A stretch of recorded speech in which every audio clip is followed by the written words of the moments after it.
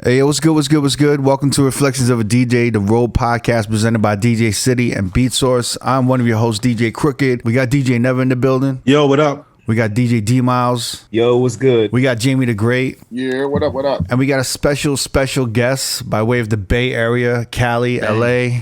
Bang. We got one of the founders of Young California. Yes, sir. We have I guess the assistant programming director. Sounds like a big deal. I guess that's pretty important. That sounds pretty important to somebody. At the Real 92.3 hip hop radio station in LA. He's the He's the DJ for the 49ers. We got DJ Amen in the building. What's good, man? Amen. What's good? What up, man? What up? All I need is that Grammy nominated or like platinum selling. I gotta work on that. Yeah, we gotta add that to your moniker. Yo, what's up? So right. I got a question. You wanted to come on R.O.A.D podcast, right? Because Phenom hit me up. You wanted to come on. We were like, yo, we'd love to have him. You've been on every other podcast except ours. You've been on every other We're like the third. We're like the third person you asked to the prom, yo. We're the last motherfuckers, yo. What's good? No, you're the only motherfuckers that didn't ask me. I'm just playing. I think before the holidays I was trying to link up because I've definitely listened to your guys' podcast. I respect everything you do. Yeah. But before the holidays, I was doing some toy drives and stuff. So I'm always kind of like looking for ways to tap in with everybody and do it for a good cause. A lot of stuff has happened with COVID and with the holidays. And here we are in, 2022 now. But, it's definitely still an honor no matter what. We love that you're here. We just feel like, you kind of slept. Definitely ugly Betty for sure. We weren't, ugly Betty. We weren't first choice. You slept with everyone else. And you're like, all right. We'll see what you make of this. You might still have the best ones. So we'll see. Nah, but what's good, man? I mean, yo, fam, Young California, this is quite a resume. I mean, this is insane. Man. So you're straight from the Bay Area. You moved to LA in 2015, right? Yeah. Well, I'm they call me the Young California Bear. I'm basically running around all the time, like I'm all over the state, and that's kind of how that all came about. Is that I move around a lot. But once Real 92.3 launched about 7 years ago, I definitely planted myself in LA a lot more. Ended up getting a crib and all that stuff. But I've always kind of like had my spot in the Bay too. So, but you were on the radio at KMEL, right? Yeah, I was at KMEL for 15 years. Yeah, 15 years, and then you went to LA radio, and I'm kind of wondering. Was it because of like the tech boom and like all the tech companies moving to SF and just fucking up kind of, we could be real though. Like, yeah, the culture in the Bay Area is definitely fucked. So like, but it started getting fucked around that time. Yeah, it got really gentrified and really bad. And the local culture just got really ravaged. I noticed when I was that had nothing to do with it. Really? Are you sure? I feel like... Yeah, I'm absolutely positive. I feel He's a detective. Are you sure? Yeah. I feel like the tech companies really fucked that city up. Like they fucked up the nightlife. They fucked up restaurants. They fucked up neighborhoods. They fucked up it's definitely weird to like roll through the hood and see like some dude from another country on like a what are those? The scooters? Yeah, like the bird scooter. It's definitely a different place than it was when I was growing up. Because I remember going out there and then slowly seeing, even when I was DJing, the crowds weren't responding to like Bay Area shit as much. Yeah, it kind of depends where you go, but like it's definitely at one point, there was 50 clubs with hundreds or thousands of people, and now like you might only find a couple. It's crazy what's happened in the past 5-6 years over there. So you came to LA after 15 years in the Bay. Well, I was actually on KMEL and Real 92.3 at the same time. Oh, you were? Was it through syndication? For like 2 or 3. No, iHeartMedia actually owns both radio stations. Okay. Oh, okay. So what happened is the opportunity presented itself for iHeart to actually launch a hip hop flagship in Los Angeles. As you guys know, with Big Boy, leaving Power 106 to come to our mornings. basically when that happened, Young California was just in full swing at that time, and we were just killing it. So we got the nod to come help launch one of the greatest hip hop stations, and that's what happened. So I was on KML and Real for years, actually at the same time. And then when I got promotion to be the music director at Real 92.3, then I left my responsibilities at KML, and I've been at Real full time. So that was about 3 years ago. Can you explain Young California? Like, we had Charisma on, right? She's another founder of Young California. She started with you guys, Dre Sinatra, Beatnik, and from what I heard, I talked to the streets. You're kind of like the muscle in Young California, right? You're like you're like when some shit pops off, they're like, call Amen. He gonna handle it. You're right. You're the one holding the tech, bro. You're like the whack. You're like the whack. You're like the whack of Young California, right? No, that's definitely not the right comparison, and not the right scenario. You know, so when some shit pops off, they're like, call Amen. He gonna handle it. Nah, shit, right? I think that does happen, or it has happened, and it's more speaks to my level-headedness of the stuff we go through in hip hop and music and all that. Because I thought you had the toolies ready. You had all the toolies ready. With Young California. The reason that I get positioned is because I actually created Young California in the Bay in 2011. I came up with the idea and concept, and I was. Where did that come from? Where did that come from? So it, like most DJs, you start DJing parties, and then you realize you make more money getting the door. Then you start your own little street team, and that's basically what I did in the Northern Bay Area. Yeah, you were throwing throwing your own parties. You were like booking 42 short, right? Yeah, I was throwing my own parties, and I was throwing my own concerts. I actually had the longest running independent hip hop concert series, like local artist concert series. I threw 30 back-to-back sold out concerts when I was in my early 20s, like around 21, 22. And, what years was that? Around what year? This was back in the mid 2000s.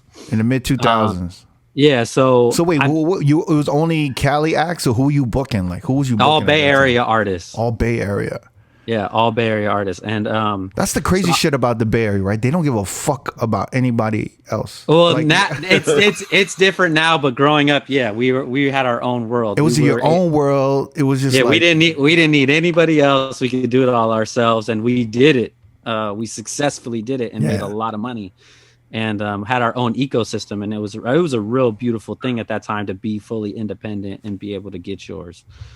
So back when I was throwing I had like a Thursday night college night where I had like 1,500 kids coming every Thursday, and I was getting the door, and paying out my street team and my DJs and all that stuff. So that's really what got me to KML in the first place, was that I had like basically the northern part of the map sewn up in the Bay, and I was so I got fired from the radio station I was at, the local radio station, like twice. So wait, for what? What'd you do? Wait, because I heard you. I was just being aggressive. Okay, you was aggressive. I was aggressive. I was being a muscle. Yeah. The streets was right. The streets was right. Yeah. I was just being aggressive and just trying to compete in a major market way, and it was like, a very small market. What do you mean by aggressive? Like, what was you was talking shit? Like just with music, and just really trying to be cutting edge with my mix shows and like just everything I was doing. You was like a rebel. Is that like you wasn't? Well, I was just the guy that was telling the boss, like, you're doing this shit wrong. And it ended up that I was right. And I ended up, being where I'm at today because of, using those same, instincts.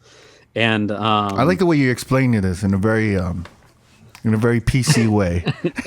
Yeah.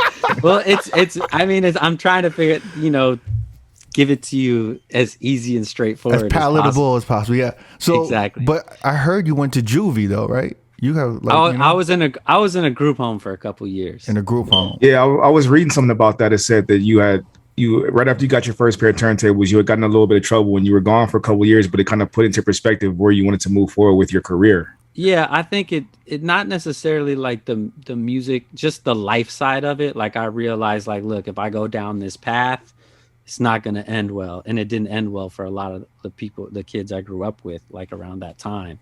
And so it really helped me correct, the way I was doing things and do it in a way that was, just work smarter. It's funny that you guys even know that stuff, but it was one of those things that kind of kept me like away from drugs and, all the shit that most people fall into. I was able to start this street team, do these parties, do these concerts, get a major market radio, and take that everything that I learned doing that to create Young California, which was a platform to help, these young artists and these young DJs and kind of bring together Southern California and Northern California in a way to where, we could really translate that to the world. After us speaking of Charisma, you guys put on so many records. I mean, even you yourself, like you were breaking OT Genesis out, Sage the Gemini,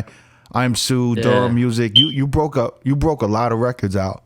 In Young California. I have a lot of plaques here at the crib, and it's funny because I just got one the other day, and it just made me think about like all that stuff, and it was such an amazing time to be a DJ. It was like we were having so much fun, and really like everybody was eating. Like that was the whole point of Young California, was to take a brand like Amen or Charisma or Dre Sinatra that might be like an underdog, and really just say, hey, if we click up, if we get together and we unify the West Coast, like, we could really do some damage. And we really did. We changed music history by, helping, like I said, translate these brands, like take an artist from I Am Sue in a bedroom in Richmond, California, all the way to, touring and dropping these albums that are critically acclaimed. Yeah. You seem very like controlled and like very thoughtful. Very thoughtful about your words and stuff. Yeah. But when we hear about your earlier period, like being in a group home, getting fired twice, I feel like, did you have to kind of learn to subdue your emotions or your passion and stuff like that? It's interesting. When I was a kid, I used to do really bad in school, and the teachers used to get really mad, and they would be like, it's not because you're dumb, you're smart. Like you're smart. You just not, you're not, focusing on this stuff. Mm-hmm. And at the time I was just like, what are you talking about? Whatever. But, looking back on it now, it's like, I realized that I just didn't give a shit. When you're doing something that you're really passionate about, and you have that fire and you're a persistent human being, like you can really get far. And I think that's what happened is at some point I figured out, just how to conduct business and work smarter, not harder, and just figure out how to get paid to do the shit that I want to do. Yeah, but what got you into a group home? I'm just curious. Like, you don't have to talk about it. I'm just curious. I didn't kill anybody. All right. Oh no, you would have gone to jail. You would have gone to jail. Not a group home if you would have done that. Yeah. What's your background, bro? What does that mean? Like my ethnic? Yeah. I'm Portuguese and Italian. Okay. Yeah. Oh wow. So you did something. You didn't kill anybody, but you got into group home. Yeah, I was doing. Did you beat somebody close to death or? No. I was just doing shit that high school kids do. He was probably doing graffiti, stealing cars, vandalizing, just breaking into shit he wasn't supposed to. Because that's what they send you to a group home. Not fucking killing anybody. Yeah, I was just doing shit that high school kids do, and I was just on a path, and my parents saw that. My brother was actually on a group home as well, and he was doing graffiti and vandalizing and doing all that shit. And luckily for me, I went in that group home and I came out. Actually, it's funny because I had all Fs. Like I failed every single class my sophomore year in high school. Like completely, I wasn't even showing up. I was at my house playing with these turntables. I just got out of the back of the Source magazine, and damn, man. I didn't care about. You're the one that ordered that shit. No, I didn't care about. I didn't care about anything but these, like, the DJing thing. I was just really passionate about it. And what was cool about the group home, it sucked that I wasn't able to like DJ and develop myself while I was in that group home. But what was cool about it is I came out of there with honors and straight A's. Like I graduated all top of class, everything coming out of high school. What was it, do you think, when you went to the group home that made you focus and stuff? Like, what do you think it was? You just realized this is like my last chance. I got to make this work. No, I think I just realized, like, you know what? Like you are smart. You can do whatever you want to do as long as you apply it yourself. And I think that, I've just used that for everything I've done since. It's crazy. So then you went straight to radio. You did 15 years at KML. Were you working with Franzen and shit when he was there? Franzen was actually before me. Franzen is a real OG, man. Yeah. Like Franzen, like when I was a kid, like in the second, third grade, I remember going to school, listening to like Chewy Gomez and coming out and listening to Franzen and Trace. Like that was a really long time ago that he was on KMU. Crazy. But the dude, just all praise and respect is due to that guy for being here today, still killing it. Yeah. Mm-hmm. He still loves DJing. Like even when he's on Twitch. Yeah. I don't know if he's missed a day of Twitch yet, but he's still doing Twitch every day. I believe. Day. Like at least 5 days a week. And that's still a lot. He was really built for that shit, to do it every day and just DJ. Yeah, he was doing the Ustream stuff and all that stuff before, so his heart was really there because he was on the radio for so long, and being on the radio, you have to go by a program. So every DJ kind of has there's the program, but then you have personal taste, and he always had really good personal taste, and he wanted to he wanted to give that to the world. And he was kind of doing the Twitch thing before there was the Twitch thing. So once the technology caught up to what it is he wanted to do, it just made perfect sense. So now you're on Real 92.3, right? You're assistant program director. Like you're picking the music. You're kind of like, I guess, leading the direction of what the Cali sound is right now. What is Young California now in 2022? Yeah, well, Young California has come and had its time, and we've kind of it still exists, but it's Young California did what it was supposed to do. So like everybody is in a better place because of Young California. Now my focus is more winning with this team at Real 923, and we make these decisions collectively. We're tapped in. You know what I mean? Like I'm still paying attention to everything. I'm in the club tonight, so it's like that right now. What I'm focused on most is making Real 92.3 the #1 preset on everybody's radio in LA, and I have a great team. Like all our. The program director, Doc Winter, DJ AO, who was the assistant program director, and now he's running Miami for us.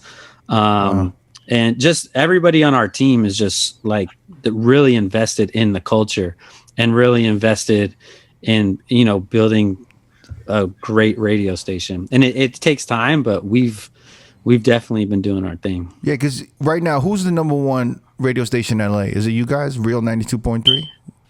I believe so. You think so? Talk your shit, man. Talk your shit. Not only do I think that we're the #1 radio station for hip hop in Los Angeles, but I think that as time goes on, we get much bigger and much better. And that was what was going to lead into my question: is how do you condition LA to listen to Real when it's been the other station? For me, growing up, I grew up in Inglewood, so for me, it was 92.3 The Beat. Yeah. And then that went away, and then when Real came back, it was like a part of me coming back. You know what I'm saying? And I feel like a lot of people in LA feel that way. For sure.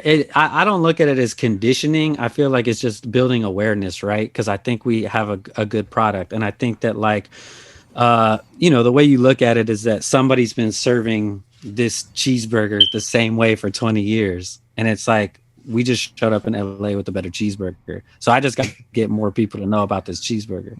Right. And that's really what it is. I do got to give you all props though, because when you guys came in the LA scene for Real 92.3, a lot of people did not like you guys because you guys knocked out this one station that everybody loved, which was like a lot of throwbacks, oldies and stuff like that. But you guys came in with a different taste. I remember that when it happened and all the emails and everything we're getting. I was like, damn, that's crazy, man. Yeah.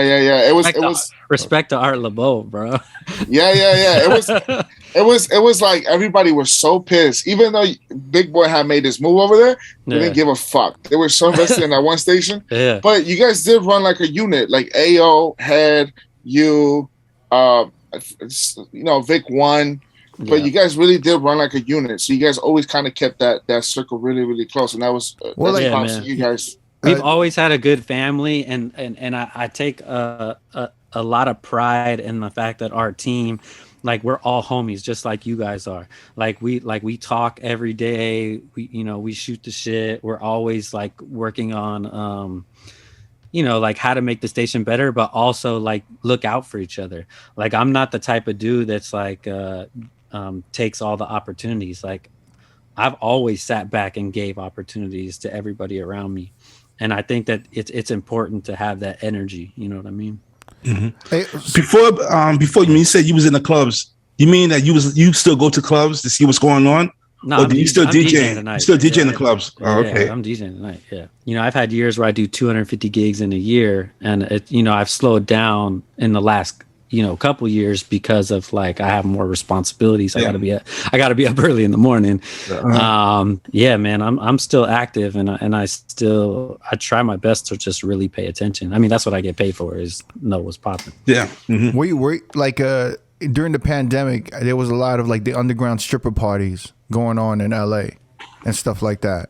And then wait.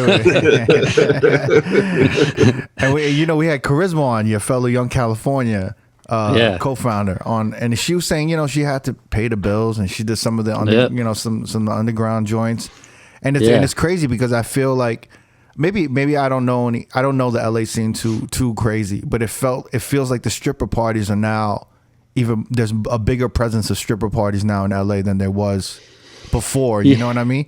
Yeah, I think LA never really had like what Vegas and Miami and Atlanta and Houston. Yeah, so it's like emerging. It's like emerging now from the pandemic, right? A little bit. Yeah, so it never really had that, but I think once the bottle service stuff really kicked up years ago, I think that became more and more of a scene, and it's been happening for a long time, but it's definitely kicked up more recently to where there's a lot more options, and because I see Dre Sinatra's flyers, and I'm like, yo, it's almost like it's like nonstop. I'm like, yo, who's this on the flyer? Who's that on? Man. It's like and I'm like, oh shit, like I see more and more of these stripper parties, like more and more, and Charisma's doing it. I'm like, yo, it's like nonstop stripper parties out there popping. I mean, it must be making money, so that's why business is booming. Wait, so are you in the rotation in the stripper parties? And I'm currently not. No, I'm currently not. You don't want no parts of it. But hey, man, everybody's got a party, man. Everybody's got to make money. It's crazy because at a point with like Mustard, like, and all of these artists came from Cali. Yeah. And it's like, and they were killing in the 2010s. And then now when I look at YG and Mustard, I'm like, wow, I don't realize it, but I guess they're old, right? Because it still seems like it wasn't that long ago. But when I look at YG, Mustard, and all those, I'm like, wow, that's kind of like old. And like, it's funny because like some of these younger kids, I see like, like Jerkin is back. Like all the Jerkin music is back. Like they want to hear that shit in the club. And I'm like, damn, that shit is really old. Like I don't realize that shit. Like that shit is old. Like I look at YG and it's just you're old. It's just I'm old. Sometimes I hear some of the new YG, and you probably can't say nothing, but I hear it and I'm like, damn, he sounds a little old. Like It just sounds old. Like it just sounds. It's just, I mean, just cats have just, it's just different generations. Like, yeah. They're not necessarily old. They're just the older brother. You know what I mean? And it's always going to be like that. We're just going through that for the first time together. So we're realizing that, where it's like, I know I'm an OG now. Like when I go to the club and the opening DJ's like, oh my God, hey man, nice to meet you. You're a legend. Like all that shit. I'm like, what? But it's like, nah, I've been doing this shit for a while. So it's like, that's what it is. And we're coming into that. We're coming into being OGs.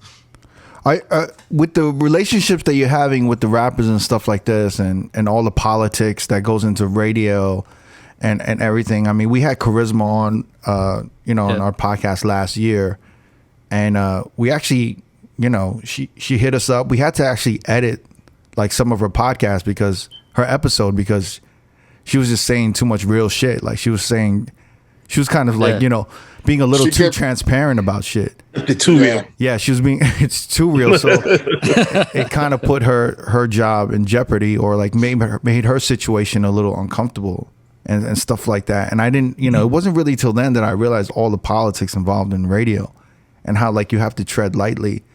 And it's like you can't really move. Like obviously a podcast like this, we don't have any ties to artists. We don't have no ties to labels. Yeah, I mean, I think that politics is, hip hop is the culture and religion of the streets, right? And there's politics in the streets, and there's politics in radio. There's politics, and if anybody that has a real job or a corporate job, there's politics. It is what it is.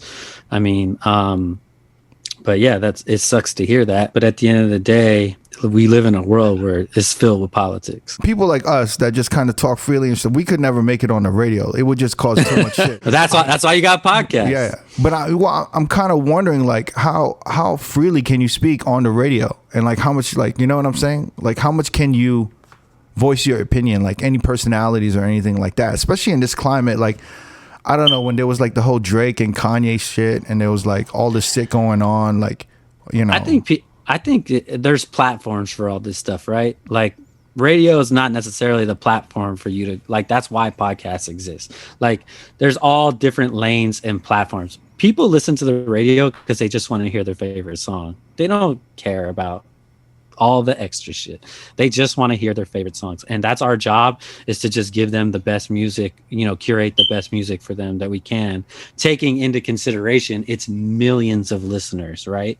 It's not for you, it's not for me, it's for everybody. And there's just different platforms, like, there's satellite radio, there's apps, there's streaming platforms, there's all types of stuff, and there's a home for everything. And long form talk and all the politics and all that stuff, like maybe you go on a political radio station. God, I don't know. Hey. It's just people don't really want to hear all that. Like on the radio, it's like, how do we make people's days better? You know what I mean? Yeah. Everybody goes through a lot of shit in their life, and sometimes they just want to turn on the radio to not think about that.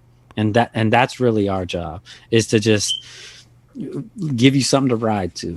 I got a question. I know Vic, one is the Chargers and the Rams DJ, I believe, and the Kings, and you're the Niners, and y'all just went head to head. How was it at the office, bro? Y'all throwing that shit at each other or some shit? Nah, man, it's all good, man. Like the thing about the sports DJs, like it's kind of like another fraternity, man. Like a lot of those dudes are homies, because it's not an easy job, man. It's a crazy job, and it's it's a very particular job. So it's like we all talk to each other all the time, and just like, what's working for you, like how, what's the best way to execute. So a lot of the dudes that are like in the pro sports stuff, like I got respect for, and a lot of them are homies, man. Like D Sharp with the Warriors, Vic does all those teams. I used to DJ some Sacramento Kings games back in the day. Yeah, like it's crazy, man. Like Jay Espinoza used to do the Raiders. You're more of a 49ers guy, right? Like you don't really mess with the Raiders too much. No. Wow. I'm curious, how many DJs the 49ers have? So everybody's like, no, it's a good question. There's a lot of motherfuckers. Vomir Ray's is always posting. So E-Rock. yeah, so what happened is that E-Rock used to work with the San Francisco Giants. And one of the guys that used to work with the Giants had started working with the Niners, and they wanted to put together kind of a DJ play. The difference is with the Niners stadium, like these stadiums are huge, right? And there's actually like it's not like you just plug one DJ in and can do everything. They had a DJ in the parking lot and a stage in the parking lot for when people are coming in tailgating. Mm-hmm. They have a DJ on the field for when the players are warming up, and then they had a DJ that kind of does the in-game thing. So we would have 3 DJs per game, and then you'd have to have alternates in case someone couldn't make it, because these games, like, a call time might be 10 a.m. on a Sunday morning, and E-Rock might be in Vegas DJing till God knows when. So it basically, they had to put a team together, and E-Rock actually did a really good job, reaching out to a bunch of different people. And I think we started out, maybe started out with like 6 of us, and then as it got bigger, we had to kind of like rotate people, and some DJs got busier, so we had to rotate people. So it seems like there's been a lot of DJs over the last 7 seasons that I've been there, but it's actually just a handful of people that actually DJ. Like when in the COVID season, when there was no fans, I DJ'd pretty much the whole season. And it was only like me and like one other guy, or maybe 1 or 2 other guys. And I've been there since the beginning of the program, but E-Rock was actually the one that kind of put the play together and kind of got everybody involved. Okay. Yeah, I got a question. Do you have seniority? And by the way, because I know you guys clown E-Rock all the time, I think it's hilarious. Shout out to E-Rock. We love E-Rock, man. That's the homie.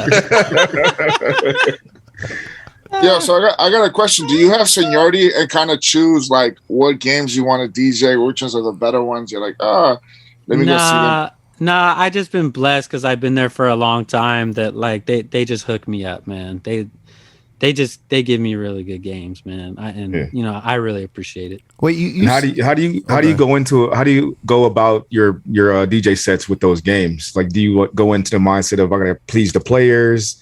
Is it more about the crowd? Like, there's just different parts of the different scenarios in the games. So when you're doing player warm-ups, you're playing for the players because you're trying to get them hyped to win a game. And a lot of these guys are young dudes from all over the country, and they want to hear.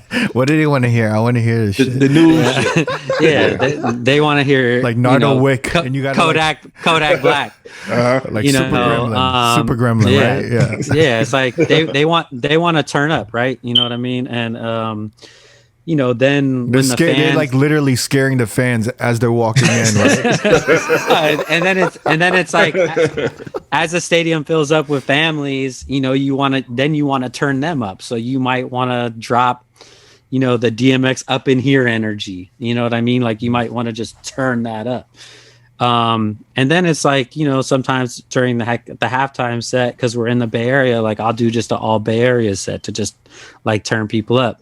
Then all sports have like the dance cam or the t-shirt toss, those type of things, and you want to give some really high energy in those moments because you're basically hitting them with like 30 to 60 seconds of like energy, and these stadiums hold like up to 60,000 people, so it's a big situation. So I got a question. Are you seeing like a run of show? Is there like a printout or a thing you follow? Yeah. Like, and they're letting you know?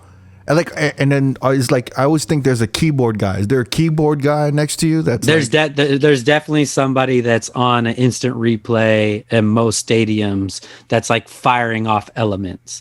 There's not like an orchestra organ guy. No, but sometimes I see like there's not an organ guy that's like. I think there is, and in hockey and baseball, I think they might. Yeah. We got one at that Dodger Stadium for sure. I thought all sports arenas had organ guys. Yeah. I mean, like yeah, some sports still have them, and I'm sure some people play recorded audio. Yeah, I'm sure. I also want to go ahead, Jamie. I was gonna say, did Colin Kaepernick ever tell you like, "Yo, I need you to slide these 5 songs while I'm throwing the balls and getting warmed up"? You know, did Jerry ever request like that?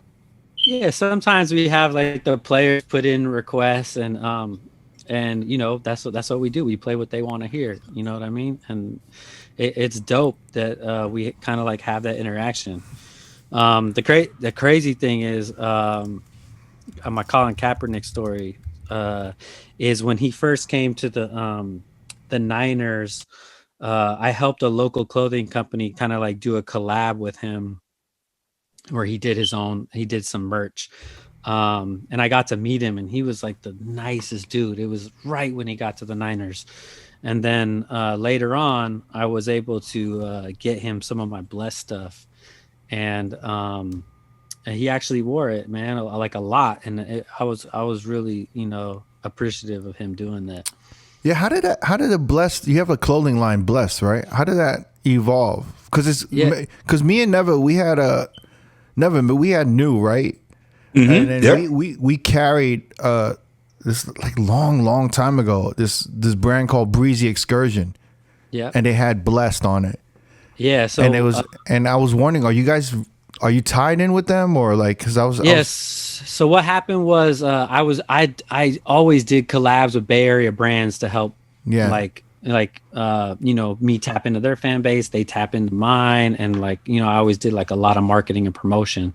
So I did a lot of different collabs, and man, I want to say I was at maybe like a Rock the Bells or something in the Bay a long time ago, and they had a stand, and I had seen their stuff, and I had talked to my boy, and I said I should do a collab with them, but because their slogan was best. And so I said I should do something with Breezy, but it say Blessed. And so that was the original collaboration, was with me and Breezy Excursion. And we ran with that for like 4 or 5 years and sold thousands of pieces internationally everywhere. Yeah, we had a lot of success with it. Yeah, we sold those tees at our store in Vegas. Yeah, we sold a lot. Yeah, those sold really well. I mean, I actually checked their site, and they're still selling that shirt. You're still Yes. So basically, 3 or 4 years ago, we kind of couldn't agree on what we were doing with the brand, and we parted ways. And I kind of just let it go, and their company kind of I think it's still around in some sense, where like you order it and they print it and send it to you. But that I don't think that clothing brand, it's not what it used to be when we were working and really moving. So I kind of like let it go and chill. They've done some Blessed stuff. But during the pandemic, like, people were just really asking me to bring it back. They kept asking me to bring it back. So in this last year, I basically started doing my own, the Blessed by Amen stuff. And I've kind of just been selling it to, like, you know, people that rock with me. And it's been doing really good. And I really like the stuff that we've been doing, because it's very clean and simple. Yeah. I saw your shop and their shop, and I was like, what's going on over here? Because it's like they're selling two different tees. It was basically, we split ways, and since it was a collab, and we kind of, you know, we both had worked on it, we just decided that we would go on and do our own things. Where did Amen, the name, come from? Like, where did that come from? Amen? Yeah. I mean, going back to the group home stuff. So when I first started DJing, my brother was a graffiti writer, so he used to like come up with all this stuff. And my first DJ name was DJ Dammit. It was DAMIT, because my real name is Adam. So that was my original DJ name. And then like, as I was coming out of the group home and got on the radio and all that stuff, they're like, we can't say damn it on the radio. So, when I came out and, was pretty much a changed person when I came out of this group home, and I stopped drinking. I'd stopped smoking, and you became born again. Yeah, and that's how my brother gave me the name Amen. Mm-hmm. Because he was like, "Who the fuck are you right now?" Like, it sounds crazy, but it makes sense, right? Wait, so how much of a transformation happened after the group home? Were you just like, I mean, I'm still the same person. It's just I just work smarter. You know what I mean? And that's really what it is. Stay out of trouble and work smarter. Yo, there's that group home part of Amen that's just that like, influence. It's just swimming. That's ready to wild out. Ready to wild. I feel like you're ready to come out. I know. I feel like you're like suppressing him. You're suppressing that. He comes out at midnight tonight at the club. That's the alter ego. Man, it's crazy, like, because I'm super into this toy stuff, which I'm sure we're gonna transition into. I was about to ask. Because we thought you were in your son's room or something. Yeah. we all grew up, in hip hop. We grew up reading comic books and all that stuff, and that's watching wrestling and like all this stuff when we were kids. And I think that that's how we kind of like identify these DJ names and all that stuff. WWF. Yeah, man. Yeah, what is going on back there? There's so much shit. So some people are listening to audio only. Nah, but they're gonna check the YouTube. They're gonna see this. Okay, shit. they're gonna kick the. So for anybody that can't see what's happening, I have a very, very large collection of collectibles. Toys and all that stuff. So I've really been into it since I was a kid. And even 10 years ago, like I had stuff around, like they started making hip hop toys. So I started grabbing them. Mm-hmm. And then I really, over the last, probably 5 years, I really got in the toy game, and I'm actually making toys. Like I'm in the toy business. Dope. What are you going to make? What are you making? The first toys that I just kind of came out with a company out of San Francisco, Super 7. I did a collab with Run the Jewels. I don't know if you guys saw them. Shit, you did those? Yeah, so that's something I worked on in the last couple of years, and I just curated a bear brick for Designer Con in LA. Really? Yeah, that's fly as shit. I like bear bricks. Yeah, with Aaron. This ain't it, but you guys know what a bear brick is. Yeah. Are you doing 100, 400, and 1,000, or just what? Yeah, so we started out with the Aaron Kai one this year as a small one, as 100. And I can't really leak out what's going to happen, but hopefully soon bigger ones will be coming. But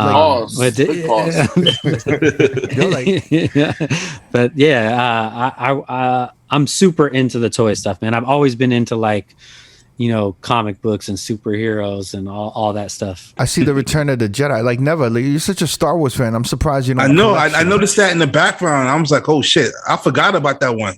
Yeah. That's like a vintage. That's a subtle flex. No, it's actually new, but it's a new play on a vintage line. Oh, okay.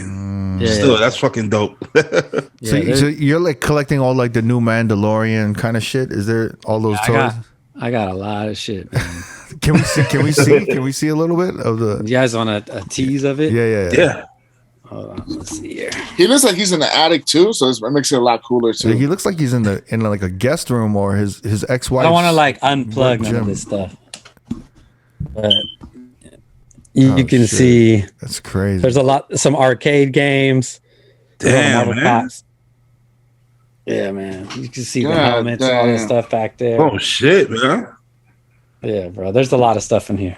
Look like he had a store. Shit, a toy store. I got more toys than a toy store. I know the Super Bowl is coming up. Not to get off topic, but I know it's going to be crazy in the city. You have anything going on like in LA during that time with the station? Right now we're doing a giveaway with Dr. Dre because they're doing the halftime show for the Pepsi Super Bowl halftime show. Oh, shit, that's right. we're qualifying people to win tickets to actually go to the game and sit in Dr. Dre's suite for the Super Bowl. Yeah, so we're doing something really cool with that with Dr. Dre. Are you guys giving out tickets in general? Is Dr. Dre know about that? Dr. Dre definitely helped us put it together. Imagine him walking in his suite like, who the fuck? Who are these motherfuckers? Who the fuck is this man? Yeah. Well, that's a big look for LA to have the Super Bowl there, and then to have and Dr. Dre to just do all those LA anthems and shit. Yeah. Yeah, man, it's definitely gonna be a moment in history for sure. I'm really excited just to see how it all rolls out.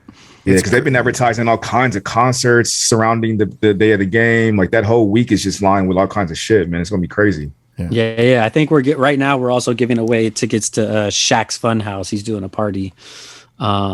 He's got a bunch of people like DJs and artists. I think he does it every year. Yeah, make sure you're stocked up on your blessed merch during that week. For the Super Bowl. For sure.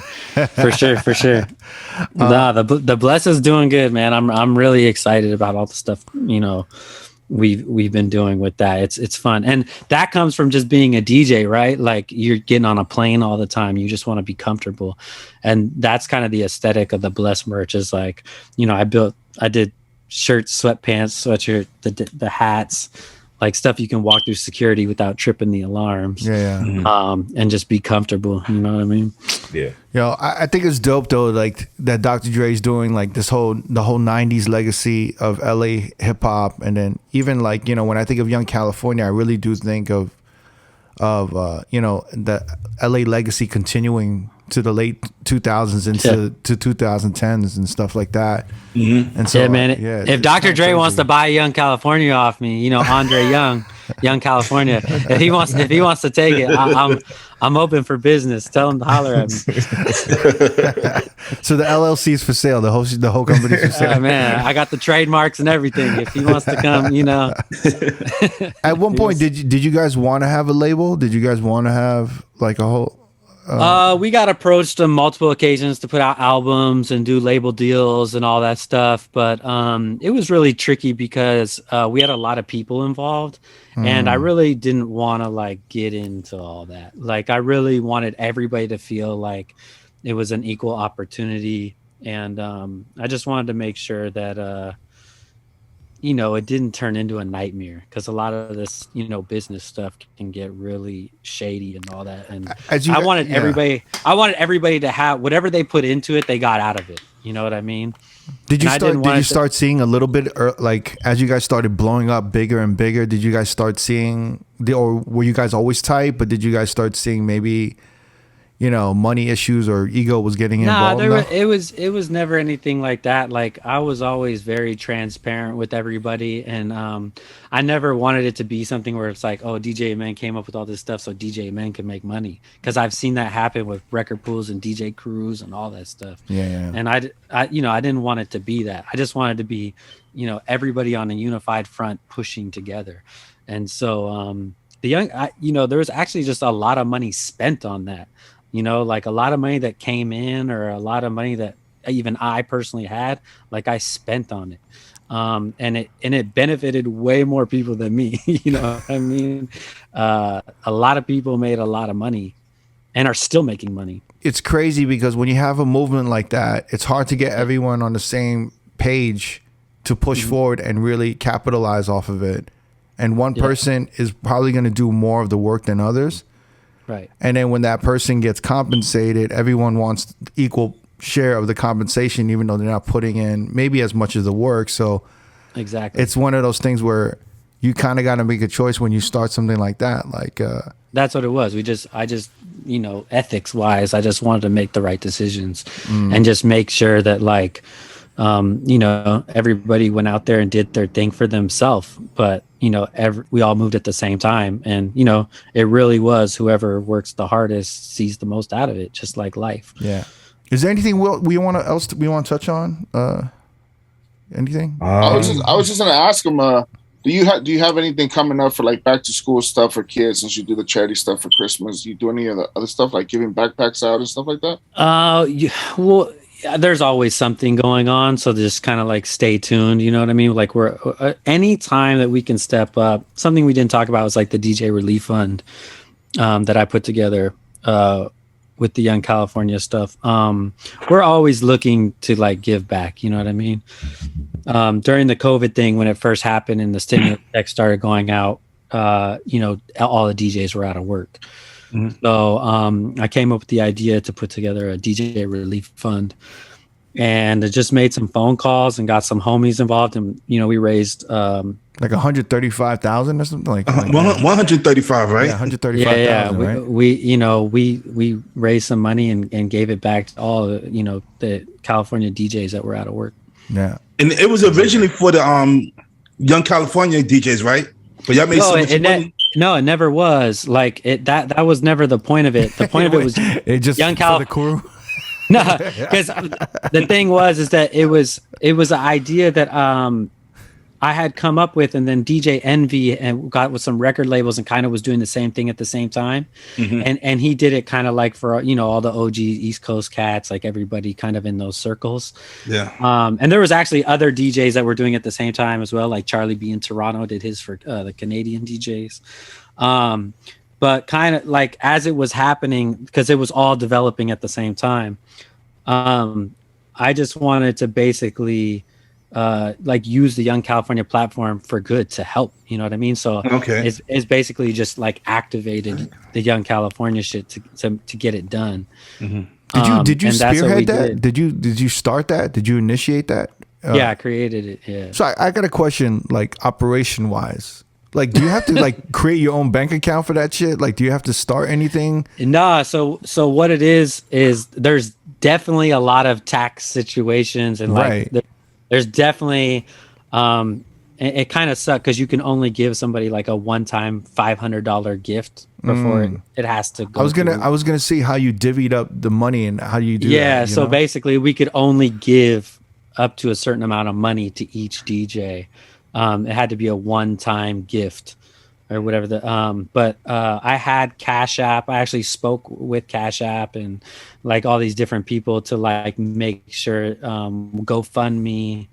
Like I worked with all these companies to actually get it done, so the money could come in fast and it could go out just as fast. Interesting. Because the DJs needed it at that time. Do you know offhand like approximately the number of DJs that you guys helped? Or like how many it went out to, or not really? I mean, you take 135 and divide it by 500. Wow. Yeah. So wait, how did they contact you? Like, how do you guys go? How did they find out about it? So how did who find out about the DJs? Well, like, how do you like? If I was doing this, I wouldn't even know where to start. Like, yeah. So basically, the first part is wrapping your head around how do I raise the money, right? So like I had to figure out how to raise money in a time where people don't want to spend money because they don't know what's going on.